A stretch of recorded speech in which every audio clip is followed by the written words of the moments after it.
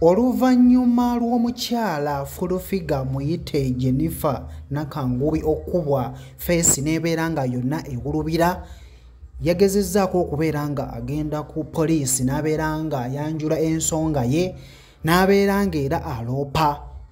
Bwe yaloopye mwana muwala ono Justine Nammere era ng'ono omukyala w'e Masaka ng'agezezzaako okubeera nga ate yeesimbawo okuba Woman MP. Full-Figure agamba nti ono omukyala Justine Nammere ne bbaawe be bagezezzaako okubeera nga bakola olukwe olw'okubeera nti bamukuba okubeera nga bamutuusa mu mbeera gy'alimu essaawa eno ey'okubeera nti ali mu ddwaliro bwe yabadde ng'atambula bambi mu Kampala ekyaddondo ku lunaku olwokutaano ne bamutwalako essimu ye n'emitwalo 50 bweddu ag'e Uganda era ng'ono yategeezezza poliisi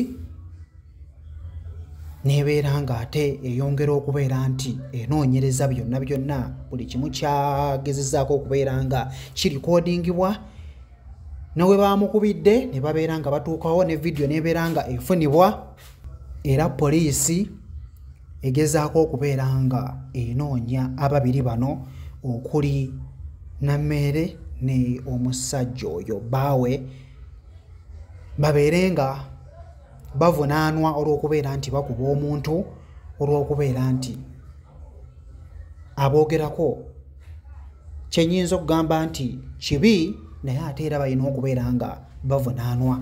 Wano Minisita Onyango agezezzaako okubeera nga ate ayongera okubeera nti abinoonyereza n'okubeera nti ababiri bano bagenda kubeera nga bakwatibwa.